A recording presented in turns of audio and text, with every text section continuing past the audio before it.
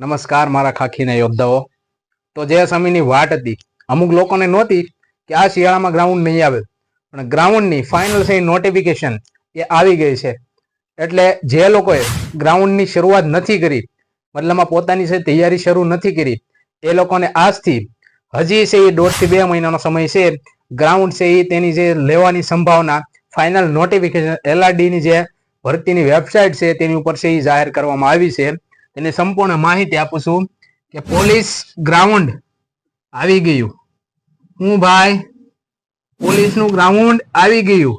જાન્યુઆરીના 3જા સપ્તાહમાં ગ્રાઉન્ડ શરૂ થવાની સંભાવના.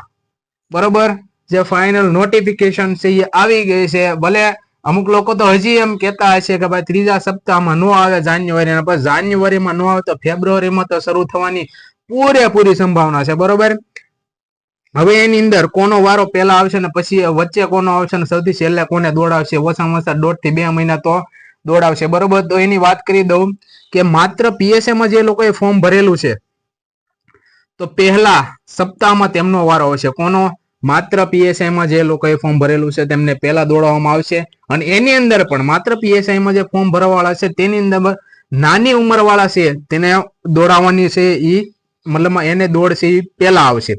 પછી PSI પ્લસ LRD, જે લોકોએ PSI ની અંદર અને LRD ની અંદર એટલે કે બોથ ઓપ્શન જે ક્લિક કરેલો છે, બરોબર, બંનેમાં ફોર્મ ભરેલું છે, તેમને PSI ના જે ઉમેદવારો છે એ પૂર્ણ થયા પછી તે બંનેમાં ફોર્મ ભર્યા છે એમનો વારો આવશે. બરોબર, દોડવાનો.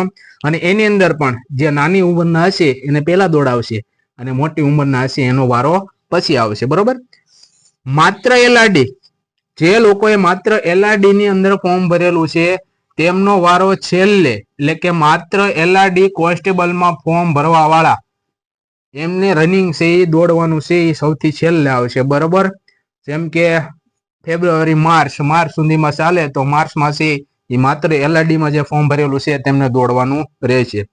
1.5 થી 2 મહિના જેવો ટાઈમ છે. કેટલો? તમારી પાસે આજથી ગણો તો 1.5 થી 2 મહિના જેવો ટાઈમ છે. મારી વાત સાંભળજો. ઉશ્કેરાટમાં ન આવતા, દબાવમાં ના આવતા.